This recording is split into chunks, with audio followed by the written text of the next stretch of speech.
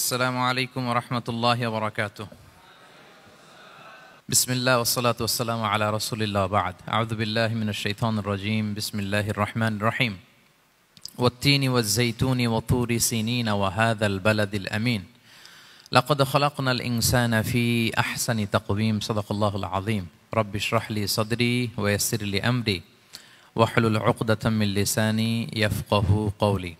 আমরা শুরুতে আল্লাহ রাব্বুল ইজ্জা ওয়াল জালালের দরবারে শুকরিয়া জ্ঞাপন করছি যে আল্লাহ তাআলা আমাদেরকে সাইয়্যিদুশ শুহুর 12 মাসের মধ্যে থেকে শ্রেষ্ঠতম মাস রমাদানুল মুবারাকে ইফতারির পূর্ব মুহূর্তে মহাবিশ্বের মহাবিশ্বয় মহাগ্রন্থ আল কোরআন আল কারীম থেকে সরাসরি কিছু কথা শুনবার জন্য একত্রিত হওয়ার সুযোগ করে দিয়েছেন। আমরা সবাই পড়ছি কালিমাতুশ শুকর আলহামদুলিল্লাহ। শুরুতেই সূরাতুত তিনের কয়েকটা আয়াত তেলাওয়াত করেছি। এটা কালামুল্লাহ মাজিদের 95 নম্বর সূরা। এই সূরাটা মক্কাতুল মুকাররমাতে নাজিল হয়েছে। এই সূরার আয়াত সংখ্যা 8টা। এই সূরার শুরুতে আল্লাহ তাআলা 4টা কসম করেছেন, ওয়াত-তিনি ওয়াজ-যাইতুনি ওয়া তুরি সিনিনা ওয়া হাযাল বালাদিল আমিন। ওয়াত-তিন, তিনের কসম, ওয়াজ-যাইতুন, যাইতুনের কসম, ওয়া তুরি সিনিন, সিনাই পর্বতের কসম, ওয়া হাযাল বালাদিল আমিন, আর নিরাপদ শহরের কসম। তো 4টা শপথ করেছেন বা আল্লাহ তাআলা কসম করেছেন। কসম দিয়ে আল্লাহ তাআলা কোরআনের অনেক সূরা শুরু করেছেন।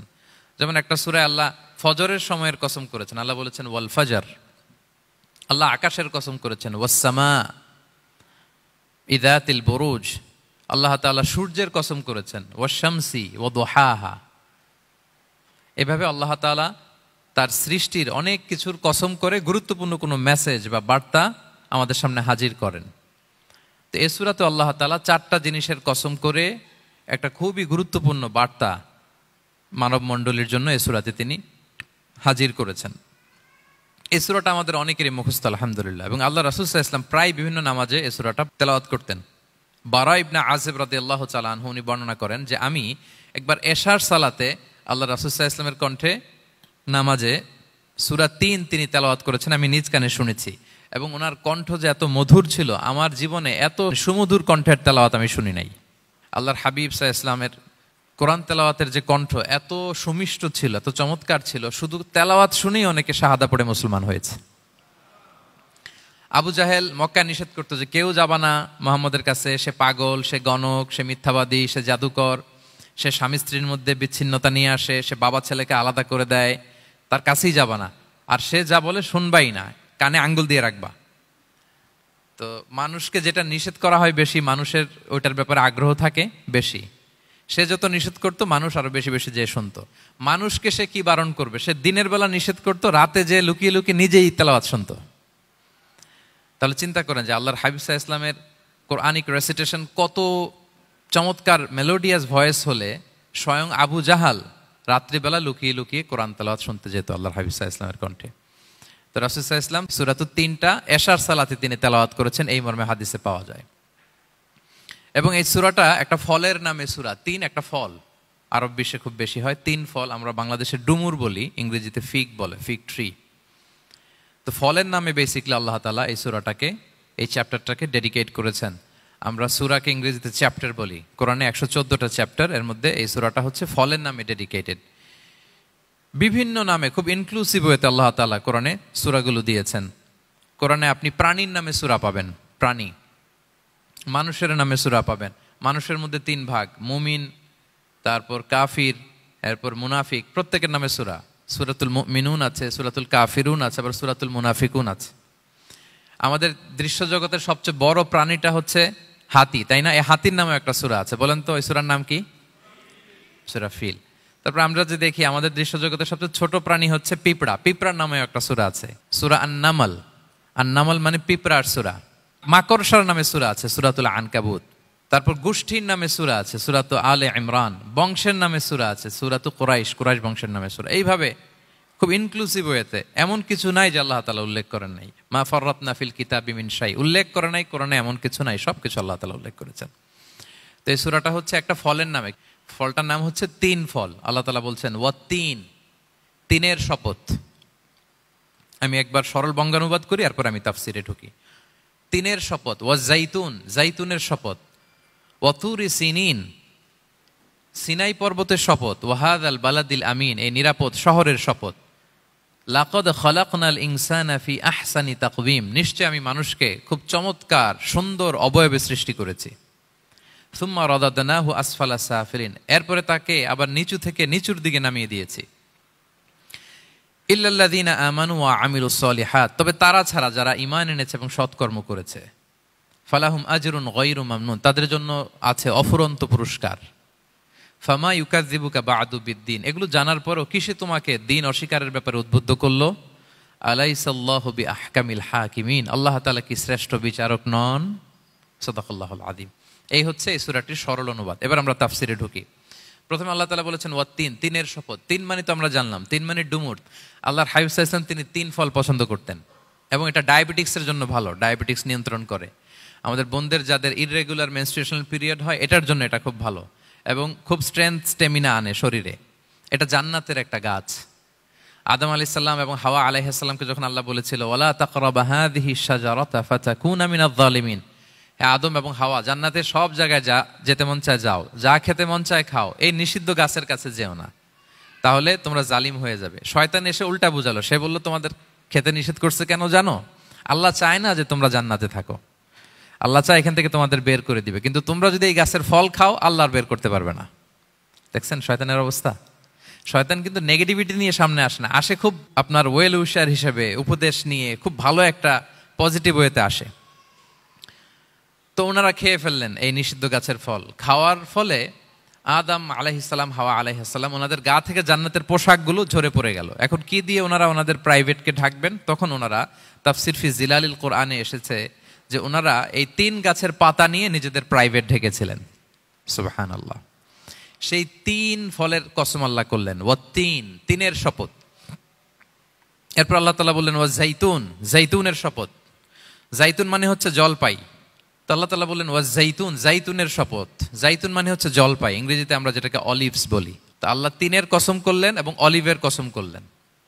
দুইটাই খুব উপকারী ফল এবং আল্লাহর হাবিব সাল্লাল্লাহু আলাইহি ওয়াসাল্লাম তিনি জলপাইও খুব পছন্দ করতেন। ওনার রেগুলার ফুড আইটেমের মধ্যে জলপাই ছিল, অলিভস ছিল। এটা পাহাড়ি এরিয়া, মরুভূমিতে হয় এবং রাসূল সাল্লাল্লাহু আলাইহি ওয়াসাল্লাম বলেছেন কুলু যাইত ওয়াদাহিনু ফাইন্নাহু মিন শাজারাতিন মুবারাকা, তোমরা অলিভ অয়েল এটা খেও এবং এটা গায়ে মালিশ করো, কেননা এটা বরকতময় একটা গাছের ফল, শাজারা মুবারাকা। এটা শরীরের ব্যাড কোলেস্টেরলকে কমিয়ে দেয়।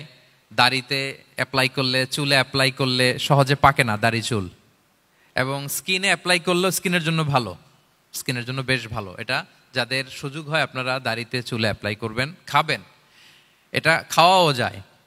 তাম্বুতু বিদ্দুহনি ওয়াসিবগিল লিল আখিলিন, কোরআনে এসেছে। এটা অয়েল হিসেবে ইউজ করে, আবার খাবার হিসেবেও ইউজ করা যায়। সালাদ ড্রেসিং এর ক্ষেত্রে কিন্তু অলিভ অয়েল আমরা ইউজ করি। ইদানিং পিজাতে খুব ইউজ করা হয় অলিভ, জলপাইটা।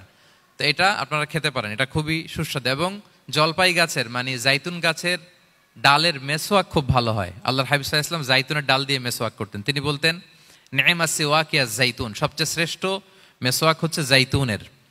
মিনাশ শাজারাতিল মুবারাকা, কারণ এটা বরকতময় গাছের ডালা।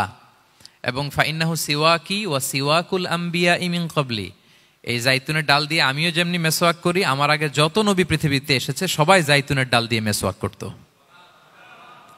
আল্লাহ বলেন ওয়াত্তিনি ওয়াজ জাইতুন, তিনের শপথ আর জাইতুনের শপথ। এরপর আল্লাহ তাআলা বললেন ওয়াতুরি সিনিন, সিনাই পর্বতের শপথ। প্রথমে দুইটা ফলের শপথ করলেন, এবার একটা পাহাড়ের শপথ করতেছেন। আপনারা কি তুর পাহাড়ের নাম শুনেছেন? হ্যাঁ শুনেছেন। এই সিনাই পর্বত দ্বারা তুর পাহাড় উদ্দেশ্য। এটা মিশরের একটা পাহাড়, অনেক উঁচু, 2285 মিটার উঁচু। ওইটার নিচে আছে মুকাদ্দাসে তুয়া, যেখানে মুসা আলাইহিস সালামকে আল্লাহ তাআলা জুতা খুলতে বলেছিলেন। ফাখলা না আলাইকা ইন্নাকা বিল ওয়াদিল মুকাদ্দাসে তুয়া, হে মুসা তুমি পবিত্র উপত্যকায় এসেছো, জুতা খুলো। তো ওখানে সব ধর্মের লোকেরা যায়, সব ধর্মের লোকদের জন্য তীর্থস্থান। মুসলিম, জুইশ, খ্রিস্টিয়ান সবাই যায়। এটা সিনাই একটা এলাকা আছে মিশরের, north south Sinai, north Sinai, এটা সাউথ সিনাইতে অবস্থিত। তো নিচে একটা খ্রিস্টানদের প্রাচীন গির্জা আছে, সেন্ট ক্যাথেরিনা গির্জা। সেখান থেকে চলতে চলতে আপনাকে উপরে যেতে হবে, ফজরের পরে আবার চলে আসতে হবে, তা না হলে দুপুরবেলায় 10টা-11টার দিকে এমন সূর্যের প্রখর তাপ ওই পাথরের মধ্যে লাগে, ওখানে আর থাকা যায় না। একেবারে তুর পাহাড়ের উপরে সেখানে খ্রিস্টানদের জন্য ছোট্ট একটা সিনাগোগ আছে, তারা প্রার্থনা করে। খ্রিস্টানদের একটা চার্চ আছে, মুসলিমদের জন্য ছোট্ট একটা মুসল্লা আছে সুরাওয়ের মতো। আল্লাহ ওই সিনাই উপত্যকার কসম করেছেন, ওয়াতুরি সিনিন, সিনাই উপত্যকার কসম। এখানেই আল্লাহ তাআলা মুসা আলাইহিস সালামকে তাওরাত দিয়েছিলেন, মেজর একটা আসমানি কিতাব দিয়েছিলেন, এবং সরাসরি মুসা আলাইহিস সালাম এই পাহাড়ের চূড়ায় বসে আল্লাহ তাআলার সাথে কথা বলতেন। ওয়াকাল্লামাল্লাহু মুসা তাকলিমা, উনি সরাসরি কথা বলতেন, এটা ওনার একটা স্পেশাল বৈশিষ্ট্য ছিল, ক্যারেক্টারিস্টিক্স। এবং আল্লাহ তাআলা নূরের তাজাল্লি দিয়ে এই পাহাড়কে একবার জ্বালিয়ে দিয়েছিলেন। আজও এই পাহাড়ের রংটা অনেকটা একটু লালচে, একটু কালোচে, একটু রেডিশ কালারের। এবং মুসা আলাইহিস সালাম এই নূরের তাজাল্লির ঝলকে তিনি বেহুশ হয়ে গিয়েছিলেন এই পাহাড়ের উপরে।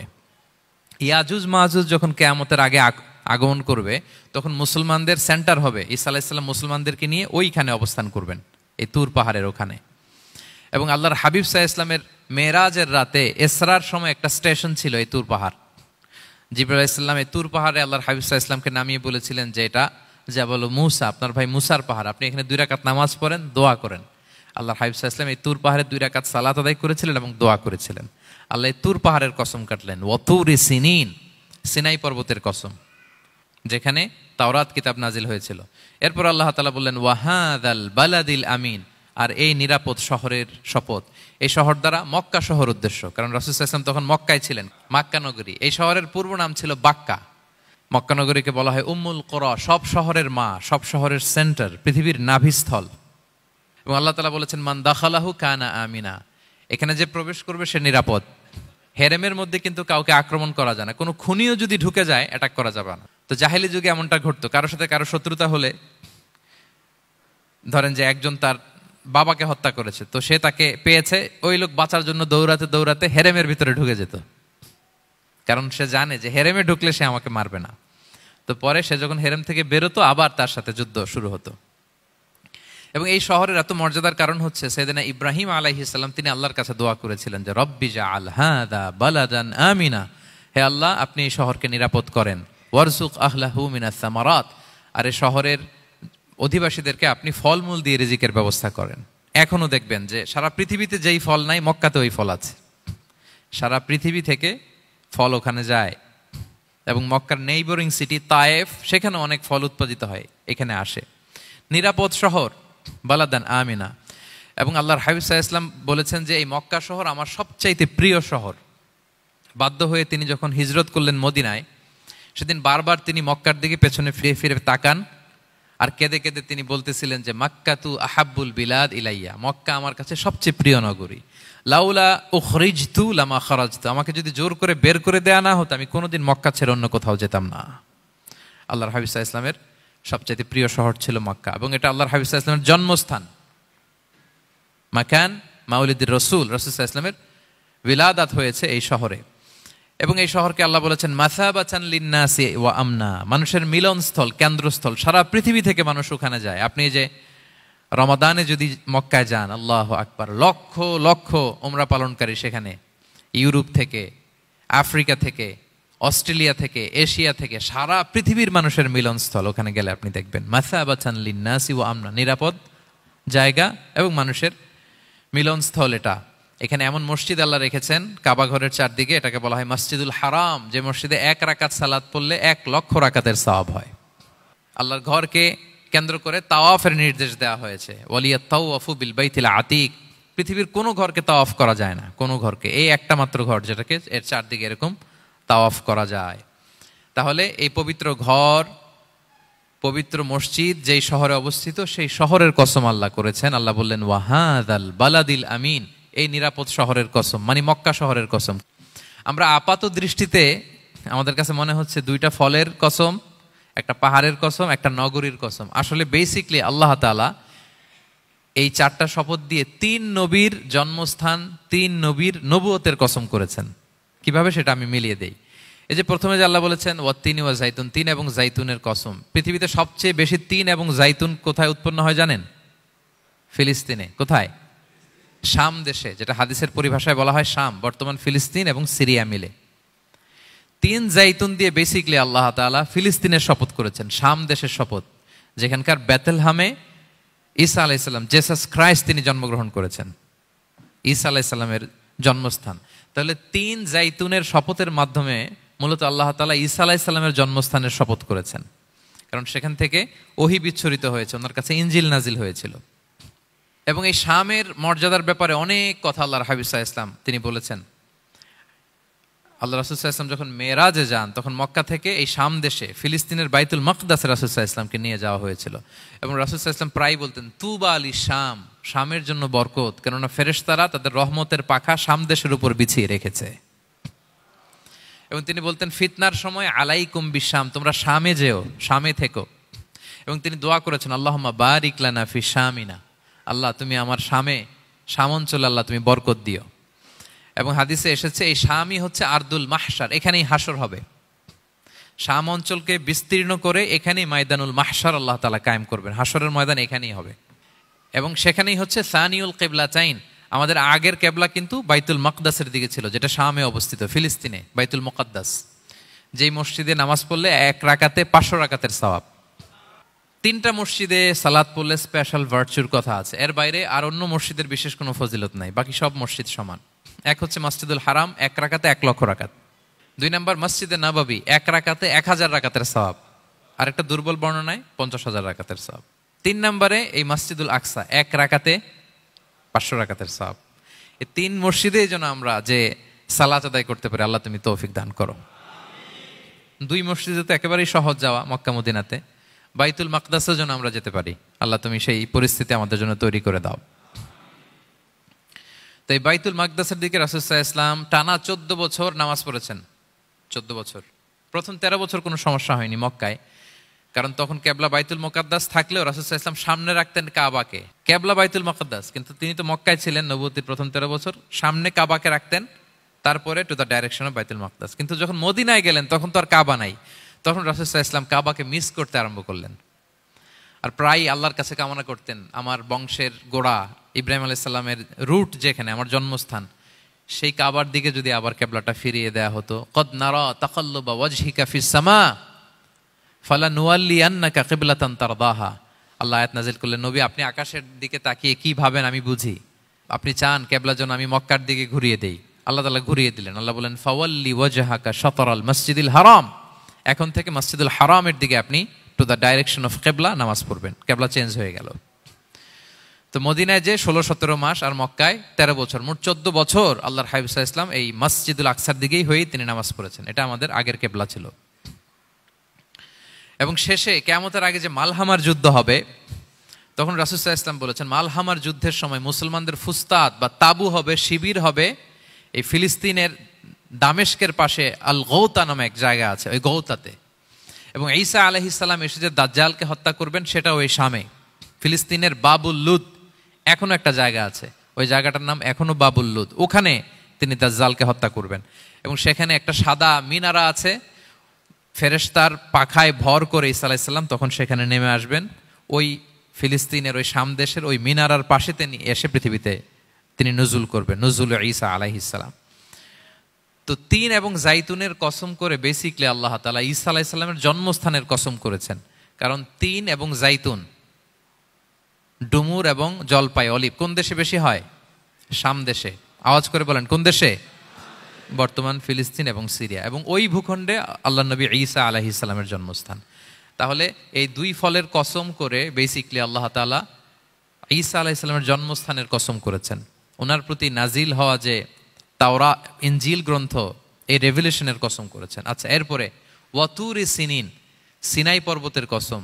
সিনাই পর্বত বা তুর পাহাড় হচ্ছে মিশরে অবস্থিত, আর মিশর হচ্ছে মুসা আলাইহিস সালামের জন্মস্থান। কার জন্মস্থান?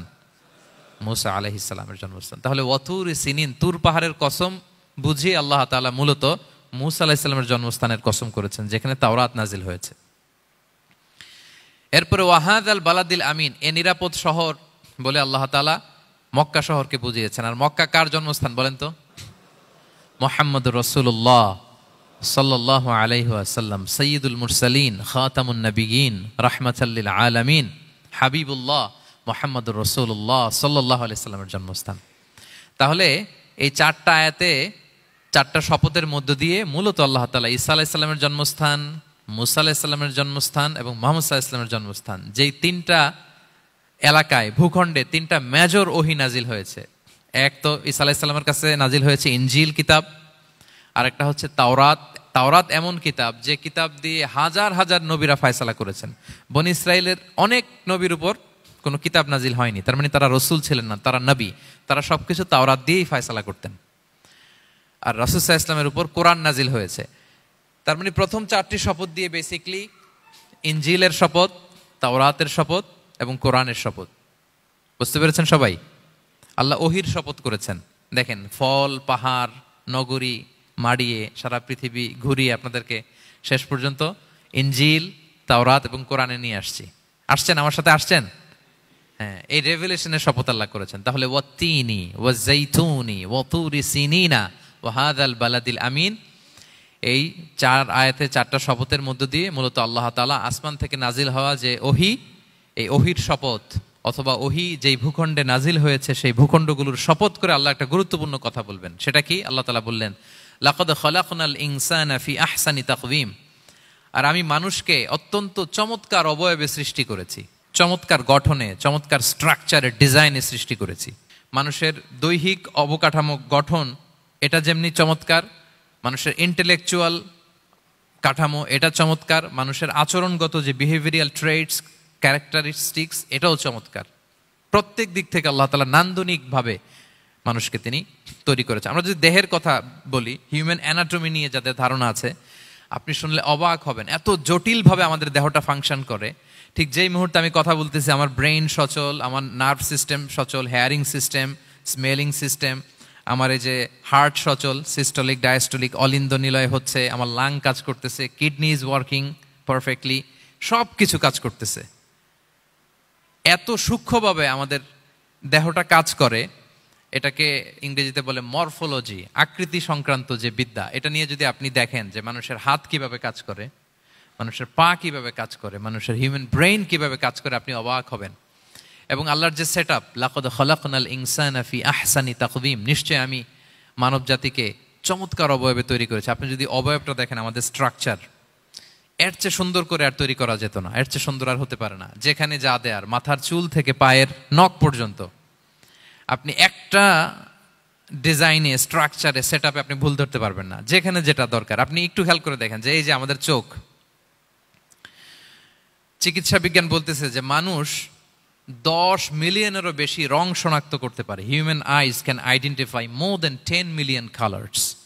10 মিলিয়নেরও বেশি রং আমরা আমাদের চোখ দিয়ে শনাক্ত করতে পারি। সুবহানাল্লাহ, সুবহানাল্লাহ বিহামদি। আচ্ছা, চোখের সেট আপটা একটু যদি খেয়াল করেন, দেখেন আমার এই চোখ এখানে না থাকে, এটা যদি জাস্ট 2 ইঞ্চি উপরে এখানে হইতো, এইটা যদি কপালে যদি আমাদের চোখ হইতো, কি অবস্থা হইতো বলেন তো? সিজদা দিতে পারতেন আল্লাহকে? বলেন, দিতে পারতেন? আচ্ছা, আমরা কিছু খাওয়ার সময় আমরা কি করি? ওইটা ভালো আছে কিনা, পচে গেল কিনা, স্মেলটা আগে দেখি, তারপরে খাই। দেখেন কত চমৎকার সেট আপ। একটু খেয়াল করেন, এই নাকের সেট আপ যদি এইখানে না থাকে, আমাদের নাক যদি পেছনে থাকতো, খাওয়ার সময় খাবারটা বাসি কিনা, ভালো আছে কিনা কি করতেন? লাকাদ খালাকনাল ইনসানা ফি আহসানি তাকওয়িম। আচ্ছা দেখেন, এই যে আমরা কান দিয়ে শুনি, এই যে কান পেঁচানো, মনে করেন না যে এমনি এমনি পেঁচানো, এই পেঁচানো, এটাই পথ না থাকলে আমরা শুনতেই পেতাম না। এটা এমনভাবে সেট আপ করা, এটা এই ইথারে ভাষা তরঙ্গকে এয়ার ড্রামের ভেতরে সুন্দরভাবে ইনপুট করে, নাহলে আমরা শুনতে পেতাম না। আপনার এই কান কেটে ফেলে দিলে আপনি শুনতে পারবেন না। এটা এইভাবেই যেতে হবে, সুরঙ্গটা এইভাবে তৈরি হইতে হবে। আচ্ছা দেখেন, আপনার কান, এই কান যদি এইখানে না থেকে আপনার ডান বগলের নিচে হইতো, বাম কান যদি বাম বগলের নিচে হইতো, তাহলে কি হইতো বলেন? আজকে আমার ওয়াজ কিভাবে শুনতেন বলেন দেখি? কিভাবে শুনতেন? বুদ্ধি আছে বলে যে হুজুর এইভাবে শুনতাম। সুবহানাল্লাহ, সুবহানাল্লাহ। লাকাদ খালাকনাল ইনসানা ফি আহসানি তাকওয়িম, আমি মানুষকে সবচেয়ে সুন্দর সর্বোত্তম গঠনে তৈরি করেছি। দেখেন, কান দুটো ওইখানে থাকলে কথা শুনতে হইলে হাত উঁচু করে রাখা লাগতো। আল্লাহ, আপনি একটা একটা অঙ্গ দেখেন, ঠিক যেখানে যেটা যেভাবে সেট করা দরকার, আল্লাহ তাআলা দয়া করে অনুগ্রহ করে ঠিক সেভাবে তিনি সেট করেছেন। আমাদের চেহারার মধ্যে দেখেন এক একজনের এক এক রং। ওয়াখতিলাফু আলসিনাতিকুম ওয়া আলওয়ানিকুম ইন্না ফি যালিকা লাআয়াতুন লিল আলিমিন। আল্লাহ বলেন, তোমাদের ভাষার ভিন্নতা দিয়েছি, তোমাদের গায়ের রঙের ভিন্নতা, একজনের চেহারার সাথে আরেকজনের মিল নাই, একজনের ফিঙ্গারপ্রিন্টের সাথে। আয়াহসাবুল ইনসানু আল্লান নাজমাআ ইযামা বালা কাদিরিনা আলা আন নুসাউইয়া বানানা। মানুষ ভেবেছে সে মারা গেলে তাকে আমি তার অস্থি, মজ্জা, হাড়, গোশত, চামড়া জোড়া লাগাতে পারবো না। আরে তার আঙ্গুলির অগ্রভাগ পর্যন্ত আমি সুবিন্যস্ত করে আমার কাছে রেখে দিয়েছি ফিঙ্গারপ্রিন্ট। আমাদের ফিঙ্গারপ্রিন্টগুলো আল্লাহর কাছে সংরক্ষিত। একজনের ফিঙ্গারপ্রিন্টের সাথে আরেকজনেরটা মেলে না। এই যে আমার 10 আঙ্গুলে 10টা ফিঙ্গারপ্রিন্ট, পায়েরগুলো হচ্ছে ফুটপ্রিন্ট, একটার সাথে আরেকটা মিলে? আমার এটার সাথে এটা মিলবে বলেন? আমার সাথে আপনারটা মিলবে? বর্তমানে পৃথিবীতে কত কোটি মানুষের বসবাস বলেন? এই যত মানুষ পৃথিবীতে আছে, একজনের আঙ্গুলের ছাপের সাথে, এই যে বায়োমেট্রিক্যাল অথেন্টিকেশন যে আমরা করি, একজনের ফিঙ্গারপ্রিন্টের সাথে আরেকজনের ফিঙ্গারপ্রিন্টের মিল নাই। একজনের ফুটপ্রিন্টের সাথে ফুটপ্রিন্ট মিল, ইভেন একজনের আই প্রিন্টের সাথে। আমাকে একজন ওনার হসপিটালে নিয়ে গেল ঢাকায়, তো উনি ওনার দরজা খুলতেছে আই প্রিন্ট দিয়ে, মানে উনি না গেলে খুলে না। উনি আর ওনার খুব কাছের স্টাফ, এটা গুরুত্বপূর্ণ একটা অফিস, তো উনি চোখ দিল, আই প্রিন্ট নিল, এরপরে দরজা খুলে যাচ্ছে। দেখেন, একজনের আই প্রিন্টের সাথে আরেকটা আই প্রিন্ট মেলে না। সুবহানাল্লাহ। প্রিয় ভাইরা, একজনের ফিঙ্গারপ্রিন্টের সাথে আরেকজনের ফিঙ্গারপ্রিন্টের কোনো মিল আছে পৃথিবীতে? ফুটপ্রিন্টের সাথে, আই প্রিন্টের সাথে? কারণ ডিজাইনারটা কে বলেন তো? হুয়াল্লাযী ইউসাউবিরুকুম ফিল আরহামি কাইফা ইয়াশা। মায়ের পেটে থাকতেই আল্লাহ তাআলা এগুলো ডিজাইন করে দিয়েছেন। আমি কেমন হব, আমার বৈশিষ্ট্য কেমন কেমন হবে, এই যে আমি যে আমার বাবা দাদা 14 পুরুষের ডিএনএ বয়ে বেড়াই, এগুলো সব নিয়ে আমার বৈশিষ্ট্য, আমার কণ্ঠস্বর, আমার ক্যারেক্টারিস্টিক্স, আমার ফিচার কেমন হবে, সব তিনি আল্লাহ তাআলা মায়ের পেটে থাকতেই ডিজাইন করে দিয়েছেন। সুবহানাল্লাহ। আল্লাহ বলছেন, লাকাদ খালাকনাল ইনসানা ফি আহসানি তাকওয়িম। প্রিয় ভাইরা, কসম করার পরে আল্লাহ যে কথাটা বলেন, এটা অনেক গুরুত্বপূর্ণ, খুবই গুরুত্বপূর্ণ বার্তা। আল্লাহ চারটা কসম করে, তিনটা নবীর জন্মস্থানের শপথ করে তিনি বললেন, লাকাদ খালাকনাল ইনসানা ফি আহসানি তাকওয়িম। নিশ্চয় আমি অত্যন্ত চমৎকার আকৃতিতে মানুষকে তৈরি করেছি। মানুষের গঠন এরকম, মাথা থেকে পা পর্যন্ত। আমি তো দু একটার কথা বললাম, চোখ, নাক, কান, আপনি একটা একটা করে যদি ধরেন, আমাদের হেয়ারিং সিস্টেম কিভাবে কাজ করে, হেয়ারিং নার্ভ কিভাবে কাজ করে, আমাদের সেন্সেশন কিভাবে কাজ করে, আমাদের ব্রেন কিভাবে কাজ করে। আমাদের এক একজনের ব্রেন 1.5 কেজি ওজন, 3 পাউন্ডের মতো একটা সুস্থ মানুষের অ্যাভারেজ ব্রেনের ওজন। এই ব্রেনের মেমোরি হচ্ছে 2.5 মিলিয়ন গিগাবাইট। আপনার মোবাইলে স্পেস কত বলেন, মেমোরি কত? হ্যাঁ, 512 জিবি। আর আমার আর আপনার ব্রেইনের যে মেমোরি, এই মেমোরি হচ্ছে 2.5 মিলিয়ন গিগাবাইটস। আল্লাহ, এই যে প্রতি মুহূর্তে আমাদের নিউরন কানেক্টিভিটি হচ্ছে, ব্রেনের স্নায়ুগুলোর যত কানেক্টিভিটি হয়, যত আমরা চিন্তা করে ব্রেনকে খাটাই, নতুন নতুন জিনিস আমরা তৈরি করতে পারি। এবং এমনভাবে আল্লাহ তাআলা এমন সফিস্টিকেটেড ব্রেইন আল্লাহ মানুষকে দিয়েছে, মানুষ পারে না এমন কিছু নাই। মানুষ যা কল্পনা করতে পারে, মানুষ তা করে দেখাতে পারে। এজন্য আমাদের কল্পনার জানালাটাকে বড় করতে হবে। আই রিপিট, মানুষ যা কল্পনা করতে পারে, ইমাজিন করতে পারে, সেটা মানুষ করে দেখাতে পারে। ওই ক্যাপাসিটি দিয়ে আল্লাহ তাআলা মানুষকে তৈরি করেছেন। সুবহানাল্লাহ, সুবহানাল্লাহ। লাকাদ খালাকনাল ইনসানা ফি আহসানি তাকওয়িম। এই ব্রেনকে খাটিয়ে মানুষের কত ইনভেনশন, কত ডিসকভারি, মানুষ সভ্যতার পর সভ্যতা বিনির্মাণ করেছে। চোখ ধাঁধানো মানুষের আবিষ্কার, তাক লাগিয়ে দিয়েছে গোটা বিশ্বে একটার পর একটা করে। আল্লাহ এমনভাবে মানুষকে তিনি তৈরি করেছেন। লাকাদ খালাকনাল ইনসানা ফি আহসানি তাকওয়িম। চমৎকার অবয়বে, তার দৈহিক অবয়ব যেমনি সুন্দর, তার বুদ্ধিগত, তার চিন্তাগত, তার ইন্টেলেক্ট, এটাও তেমন সুন্দর, এটাও তেমন চমৎকার। পৃথিবীর কোনো প্রাণীকে আল্লাহ তাআলা এরকম হিউম্যান ব্রেনের মতো এরকম সফিস্টিকেটেড ব্রেন দিয়ে, ইন্টেলেক্ট দিয়ে তৈরি করেনি। এজন্য সব প্রাণী থেকে মানুষ আলাদা। সব প্রাণী থেকে মানুষের চিন্তা, বিবেক, বুদ্ধি, এগুলো আলাদা। তাহলে দেখেন, মানুষের শ্রেষ্ঠত্ব মূলত এগুলোর দ্বারা। মানুষ যদি তার চিন্তা, বিবেক, বুদ্ধি খাটায়, সে শ্রেষ্ঠ হয়ে যায়। আমি একটা কথা প্রায় বলি যে, মানুষ যদি ভালো হয়, সে ফেরেশতার চেয়েও ভালো। আর মানুষ যদি খারাপ হয়, সে পশুর চেয়েও নিকৃষ্ট।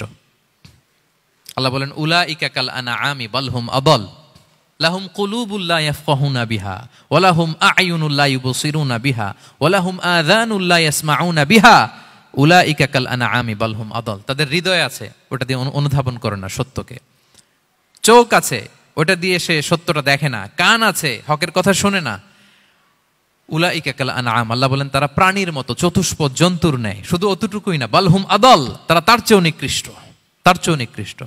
তাহলে মানুষ ভালো হলে সে ফেরেশতাকে ছাড়িয়ে যায়, আর মানুষ নিকৃষ্ট হলে সে পশুত্বকে হার মানায়। কথা বুঝতে পেরেছেন? মানে আমরা ভালো হলে সবচেয়ে ভালো, খারাপ হলে সবচেয়ে খারাপ। একটা পশু আর একটা পশুকে হত্যা করে কেটে 20 টুকরা করছে, এরকম কোন নিউজে আসছে কোনোদিন? কিন্তু আশরাফুল মাখলুকাত মানুষ তার মতো রক্তে মাংসে গড়া আরেকটা মানুষকে নির্মমভাবে হত্যা করে কেটে 20 টুকরা করে বস্তাবন্দি করে ডোবার মধ্যে ফেলে রাখছে। এরকম নিউজ আছে না বলেন? আছে। মানুষ তার মতো একটা মানুষকে নির্মমভাবে হত্যা করে। এরকমও তো আছে যে কেরোসিন দিয়ে তার মতো আরেকটা মানুষকে সে জ্বালিয়ে দিয়েছে, আছে না নাই বলেন? গ্রামের পর গ্রাম জ্বালিয়ে দেয়, জনপদের পর জনপদ ধ্বংস করে দেয়, বোমা মেরে শহর উড়িয়ে দেয়। লিটল বয় মেরেছিল আমেরিকান সোলজাররা জাপানের হিরোশিমা শহরের উপর। আমি হিরোশিমা তো গত বছর ভিজিট করে আসলাম, আমি নিজে দেখে এসেছি যে এখানে বোমটা মেরেছে। মুহূর্তের মধ্যে পুরো শহর ভ্যানিশ, এমন রেডিয়েশন। তো যেই আমেরিকান পাইলট বোমা মারতেছে সেও মানুষ, সেও কি? আর যাদেরকে ধ্বংসের জন্য এই লিটল বয় মারলো হিরোশিমাতে আর ফ্যাটম্যান মারলো নাগাসাকিতে, এরাও কি? তাহলে দেখেন, মানুষ তার মতো আরেকটা মানুষকে এরকম মেরে টুকরো টুকরো কুচি কুচি করতে সে দ্বিধাবোধ করে না। আল্লাহ, মানুষ গণহত্যা চালায়, জেনোসাইড। এই যে আমাদের বাংলাদেশে তো কিছুদিন আগে হলো গণহত্যা, হেলিকপ্টার থেকে গুলি করে বাচ্চা মেরে ফেলতেছে। কার বাচ্চা, কার কলিজার টুকরা সন্তান, ডোন্ট কেয়ার। জনগণের টাকায়, ট্যাক্সের টাকায় কেনা বুলেট, হেলিকপ্টার দিয়ে জনগণকে, ছাত্রদেরকে হত্যা করা হয়েছে। দেখেন, সেও মানুষ। যারা হত্যা করতেছে, গণহত্যা, জেনোসাইড চালিয়েছে, তারাও মানুষ। তাহলে মানুষ যদি খারাপ হয়, মানুষের চেয়ে খারাপ আর কেউ হয়? আর মানুষ ভালো হলে মানুষের চেয়ে ভালো কেউ হতে পারে? মানুষ এমন জায়গায় যেতে পারে যেখানে ফেরেশতারাও যেতে পারে না। জিবরাইল আলাইহিস সালামের যাওয়ার সীমানা যেখানে শেষ, মুহাম্মদ সাল্লাল্লাহু আলাইহি ওয়াসাল্লামের ঊর্ধ্ব জগতের কাহিনী সেখান থেকে শুরু। আল্লাহু আকবার। তাহলে মানুষ ভালো হলে ফেরেশতাকে ছাড়ায়, মানুষ খারাপ হলে পশুত্বকে হার মানায়। So the decision is yours. রাস্তা দুইটা, আপনি কোন দিকে যাবেন? আপনি কি ডান দিকে জান্নাতের পথে যাবেন নাকি বাঁ দিকে জাহান্নামের পথে যাবেন? সিদ্ধান্ত আপনার। আল্লাহ তাআলা বললেন, লাকাদ খালাকনাল ইনসানা ফি আহসানি তাকওয়িম। আমি মানুষকে চমৎকার আকৃতিতে তৈরি করেছি। হাতের মেকানিজম কি, পায়ের মেকানিজম কি, আমার চেয়ে আপনারা ভালো জানেন। এগুলো ঘন্টার পর ঘন্টা আপনি বলতে পারবেন যে কেমন ভাবে আল্লাহ তাআলা তৈরি করেছেন। আল্লাহ বলেন, মানুষকে আমি অত্যন্ত চমৎকার আকৃতি দিয়ে তৈরি করেছি। তার সৃষ্টিগত কাঠামো, তার বুদ্ধিবৃত্তিক কাঠামো, তার চিন্তাগত কাঠামো, তার আচরণগত কাঠামো, তার নৈতিকতায় তাকে এমন উচ্চ মর্যাদার আসন আমি দিয়েছি, এটা যদি সে অ্যাচিভ করে, বিলং করে, তাহলে তার চেয়ে শ্রেষ্ঠ কেউ আর হতে পারে। কিন্তু আল্লাহর দেয়া এই ক্যাপাসিটিগুলো, এই নেয়ামাগুলো যদি সে অ্যাকসেপ্ট না করে, সে যদি পশুত্বের পথে হাঁটে, সে যদি শয়তানের দেখানো পথে হাঁটে, তাহলে সে এত নিচে যাবে, অন্য কেউ আর এত নিচে যেতে পারে না। মানুষ যত নিচে যেতে পারে, ফেরেশতারাও অত নিচে যেতে পারবে না, জিন জাতিও পারবে না, কোনো প্রাণীর পক্ষে যাওয়া সম্ভব না। তাহলে মানুষকে আল্লাহ তাআলা এমন সফিস্টিকেটেড ওয়েতে তৈরি করেছেন, চাইলে সে সবার উপরে যেতে পারে। আবার চাইলে আল্লাহর দেয়া নেয়ামতগুলোকে যদি সে ভিন্ন খাতে প্রবাহিত করে, সে সবচেয়ে নিকৃষ্ট হতে পারে। সেটাই আল্লাহ বললেন, সুম্মা রাদাদনাহু আসফালা সাফিলিন। এরপরে তাকে আমি হীন থেকে হীনতর করেছি, নিচ থেকে আরো নিচে নিয়েছি। সে যখন ঈমান আনে না, সে যখন সৎকর্ম করে না, সে যখন আল্লাহর শেখানো, আল্লাহর দেখানো রাস্তায় সে চলে না, সে যখন তার নফসের কথা শুনে, সে যখন তার প্রবৃত্তির গোলাম সাজে, সে সবচেয়ে নিকৃষ্ট হয়। আসফালা সাফিলিন মানে একেবারে নিচে, এর নিচে আর নাই। আল্লাহ বলেছেন, ইন্নাল মুনাফিকিনা ফিদ দারকিল আসফালি মিনান নার। সেখানে আল্লাহ আসফাল বলেছেন। মুনাফিকরা জাহান্নামের একেবারে তলদেশে থাকবে। তাই মানুষ যদি ঈমান আর সৎকর্মের বলে বলিয়ান না হয়, সে এত খারাপ হয়, কেউ এত নিচে যেতে পারে না। বলেন, মানুষ যত নিচে যেতে পারে, জিন তত নিচে যেতে পারবে? ফেরেশতারা পারবে না। আর মানুষ যত উপরে যেতে পারে, ফেরেশতারা এত উপরে যেতে পারবে না। সো দুইটারই সুযোগ আপনার আছে। সুম্মা রাদাদনাহু আসফালা সাফিলিনের দুইটা ব্যাখ্যা। কোন মুফাসসির বলেছেন, যৌবনের পর, যৌবনে থাকে শক্তিশালী, বার্ধক্যের সময় যখন সে নুয়ে যায়, ছোট হয়, সে একেবারে দুর্বল হয়ে যায়, সেটা বোঝানো হয়েছে। আর অন্যান্য মুফাসসিরিন একরাম বলেছেন, না, আল্লাহর দেওয়া এই নেয়মা, ক্যাপাসিটি যখন সে সঠিক পথে কাজে লাগায় না, সে যখন প্রবৃত্তির অনুসরণ করে, সে তখন এত খারাপ হয়, এত নিচ থেকে নিচুতর হয়, এত হীন থেকে হীনতর হয়, তার চেয়ে হীনতর আর কেউ তখন হতে পারে না। সেখান থেকে বাঁচার দুটি রাস্তা আল্লাহ বলেছে। আল্লাহ বলছেন, ইল্লাল্লাযীনা আমানু ওয়া আমিলুস সলিহাত। তবে যারা ঈমান আনে এবং সৎকর্ম করে তারা ছাড়া।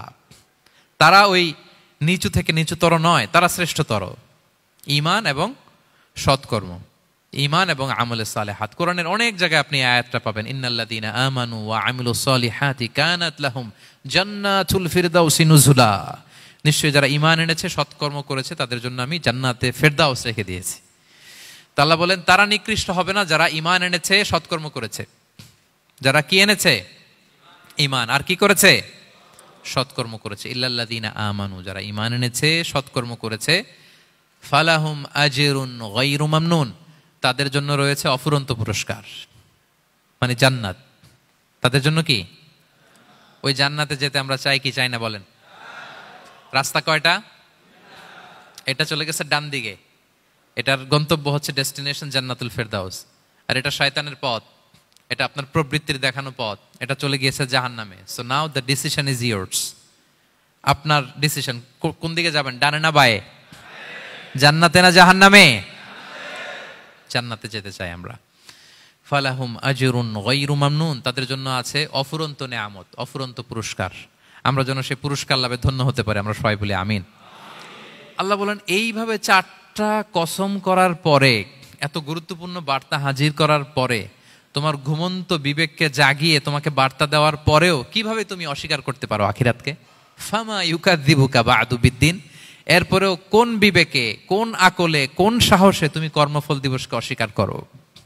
কোন সাহসে? এখানে দিন দ্বারা উদ্দেশ্য কর্মফল।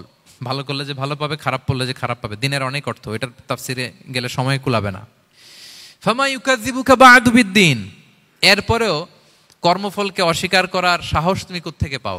কিসে তোমাকে উদ্বুদ্ধ করে কর্মফল দিবসকে অস্বীকার করতে? আলাইসাল্লাহু বিআহকামিল হাকিমিন, আল্লাহ তাআলা কি শ্রেষ্ঠ বিচারক নন?